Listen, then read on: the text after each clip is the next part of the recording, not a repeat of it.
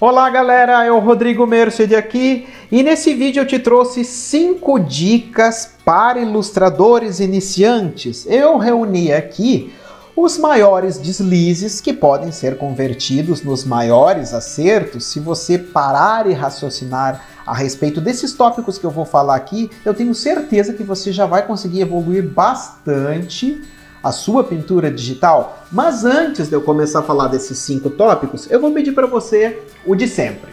Se inscrever no meu canal, ativar o sininho das notificações para ficar ligado em todo o conteúdo novo que está chegando. E não se esqueça também de deixar o seu like e, lógico, participem, né, galera? Não se acanhem, participem, deixem a sua opinião. Digam para mim o que vocês pensavam a respeito, se vocês ainda têm essas dificuldades. E também se vocês conseguiram praticar, se vocês praticaram com esse exercício que eu vou falar dos 5 tópicos e se isso ajudou vocês a evoluir. Contem aqui pra mim que eu gosto muito da participação de vocês. Vamos então aos meus 5 tópicos. Eu trouxe aqui uma ilustração minha pra gente conversar um pouco a respeito, ok? O tópico número 1 é a composição e interpretação artística. Né? Poxa, composição, interpretação artística, mas eu estou no Photoshop, né? Interpretação artística não é quando a gente pega tinta e pincel e sai por aí. Meus amigos, se vocês acham que porque vocês estão num ambiente virtual como esse, que você precisa esquecer todo e qualquer tipo de manifestação artística, como escolha de pincéis.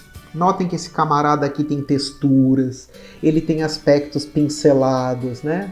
Eu coloquei um aspecto texturizado, coloquei aspectos de pinceladas não, de barras de giz. Notem que ele parece que foi pintado com giz pastel, né? O pincel digital que eu usei foi inspirado nisso. Sim, uma boa escolha de pincéis digitais ajuda a deixar seu trabalho bem mais requintado e ajuda a manter a sua identidade. Quando eu falo aqui em interpretação artística, eu estou falando que você precisa mostrar para o público um pouco da sua história. Eu, por exemplo, Rodrigo, pintei minha vida inteira com giz pastel, amo o giz pastel. Quando eu venho para o Photoshop, eu quero continuar pintando com as minhas texturas, eu quero continuar mostrando quais são os artistas que eu gosto, o tipo de escola que eu estudei, o tipo de arte acadêmica que eu estudei, o que eu fiz durante a minha jornada. Eu continuo contando a minha história aqui, certo? Isso é um dragão, é um personagem, é algo fictício, mas eu continuo sendo Rodrigo, continuo sendo artista, então eu preciso sim manter uma identidade como artista, mesmo trabalhando no Photoshop.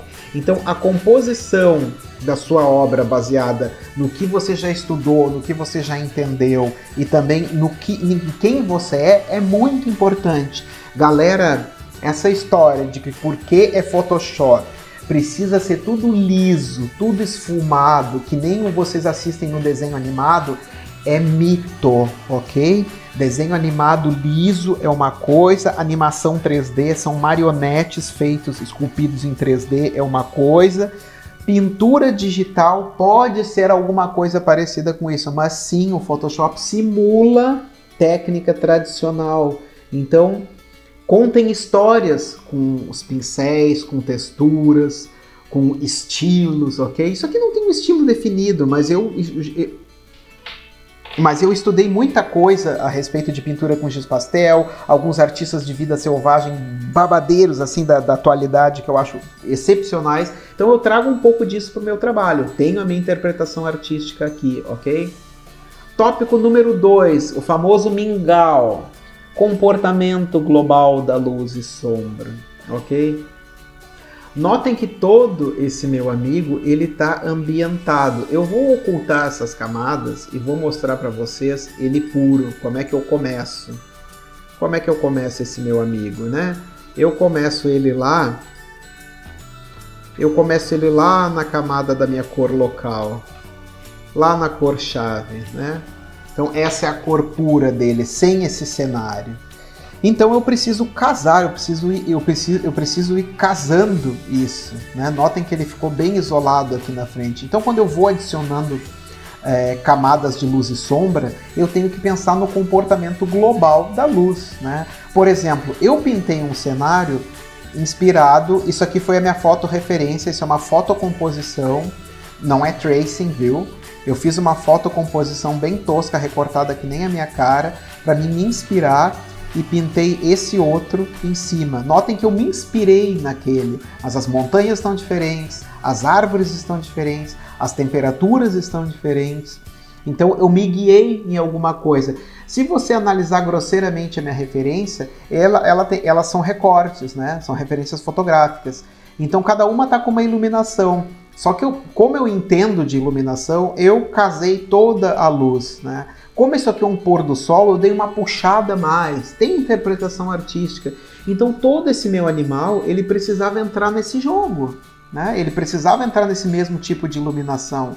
Se eu colocasse a iluminação dele ao contrário do meu foco de luz principal, eu não ia ter a mesma coisa. O maior erro dos iniciantes é começar a pintar e usar essas referências com diferentes tipos de fotografia. Por exemplo, tirou a montanha de uma referência, tirou outra de outra, tirou esse chifre de um animal de referência, essa asa de um morcego, vamos supor. Aí ele pinta esse chifre de acordo com a referência, essa asa de acordo com a referência e fica um mingau no final.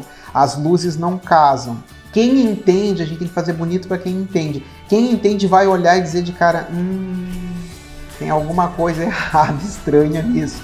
Então prestem atenção no comportamento global da luz e sombra. Isso aqui podem ser tópicos para serem estudados, ó, composição e interpretação. Vejam algum artista, algum pintor de verdade, de tinta e pincel, tela, que vocês gostem. Estudem o trabalho deles, deem uma olhada no trabalho deles. Comportamento global da luz e sombra, toneladas de vídeos no YouTube. Eu tenho meu curso de pintura digital que aborda isso também, né? Enfim, isso é uma coisa muito importante. Aqui, no tópico número 2, está um deslize bem grande da galera, né? O número 3, o uso do contorno. Esse número 3 eu posso juntar com o número 2, né?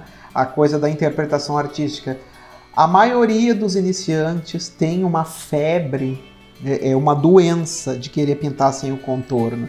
Quando eu posto alguma coisa em algum lugar, a primeira coisa que a pessoa quer saber é como é que faz para pintar sem o contorno. A pessoa não sabe desenhar absolutamente nada, mas ela quer aprender a pintar sem o maldito do contorno. Então, notem que ele tem contorno por toda parte. Em todo o desenho tem contorno, e eu uso isso ao meu favor.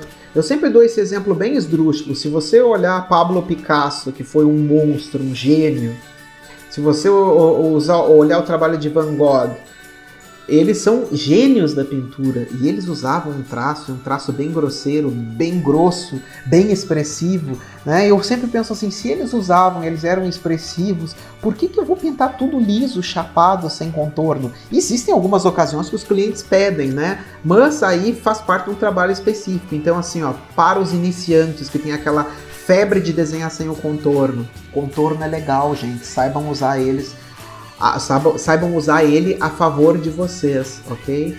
Parem com essa febre de querer pintar sem contorno.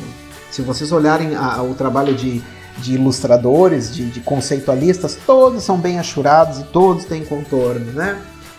Número 4, o foco. Notem que eu tenho um foco neste animal.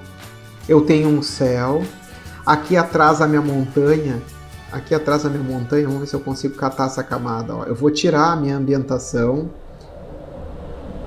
e ela vai aparecer bem mais. Notem que ela aparece bem mais, ela fica bem mais nítida, essa montanha. Então, foco. O que tiver mais ao horizonte é bem mais acinzentado. Mas por que você fez laranja? Porque eu tenho um sol estourado aqui, eu tenho uma interpretação artística aqui amarelada, estourada. Só que não tem como ser cinza. Eu ambientei com um tom de laranja. Eu esmaeci isso aqui, né? Eu tirei o foco daqui. Notem que isso aqui também, ó. Aqui ele tem bem mais presença e aqui eu esmaeci ele, né, para a gente poder trabalhar melhor, para deixar um aspecto... Notem como aqui tem um peso tão grande como aqui e com esse pequeno detalhe fica mais esmaecido. O foco volta a ser pro dragão. Então eu vou juntar esse tópico número 4 com o tópico número 5 dos detalhes para terminar essas minhas dicas, né? Não façam detalhes o tempo inteiro. Porque se vocês fizerem detalhes o tempo inteiro e pintar detalhezinho do detalhezinho do detalhezinho, vem aqui e faz assim, ó. Bota um zoom assim, esse arquivo é gigante. Bota um detalhezinho aqui e fica pintando. Pinta aqui, pinta ali, pinta lá, 30 horas depois, você vai olhar e tudo tem detalhe por toda parte. Você perdeu o foco, perdeu a expressão, levou um tempão e ficou ruim. Porque você botou detalhe em todos os lugares. Deem um Google aí, em qualquer mestre da pintura, e deem uma olhada no trabalho deles, né? Notem que tudo é a pintura, ela é um fantástico jogo de você horas mostrar mais, horas mostrar menos, né? Horas ter mais foco e horas ser mais desmaiado. Então tudo que vocês botarem detalhes excessivos, notem essas árvores aqui não tem detalhe, eu só dei uma puxadona. Aqui eu tenho contorno, não tenho detalhe. Aqui eu nem acabei, porque eu botei essas plantas por cima. Aqui também não tem aquele acabamento de detalhe por detalhe. Tem uma coisa que outra, né? Tem um aspecto pincelado. As árvores não têm detalhes, são só silhuetas e você nem percebe isso pela composição. Essas plantinhas que estão à frente também não têm detalhes, elas são chapadas, elas são cores sólidas. O jogo está lá nos tópicos, né? Recapitulando então, composição e interpretação, comportamento global da luz e sombra, o uso do contorno, o foco na ação, você tem que guiar os olhos do espectador. Se você botar detalhe o tempo inteiro e fizer tudo com o mesmo tipo de iluminação, você joga detalhe para todo lado, a pessoa não presta atenção no que você está fazendo. O legal é ela parar aqui e ficar... nossa, que bacana. Ah, tem uma montanha lá, né? Ah, legal, e aqui tem essas florzinhas. Ah, agora eu consegui enxergar que aqui tem uma graminha. Esse é o interessante da pintura, né? E não você jogar detalhes o tempo inteiro por todas as pontas e ficar tudo o famoso que eu chamo de mingau, ok? Então, eu tenho certeza que se vocês usarem esses 5 tópicos, vocês vão evoluir e bastante o processo de pintura digital de vocês. Esses 5 tópicos são os mesmos pecados da pintura tradicional e eu estou só enfatizando que eu uso o Photoshop de acordo com que eu uso o método tradicional, certo? Eu uso composição, interpretação, penso no comportamento global da luz, uso contorno, uso foco e evito muitos detalhes. Bom, eu espero ter ajudado vocês com essas dicas e a gente se vê em um próximo vídeo, então, uma próxima dica e até lá então. Tchauzinho!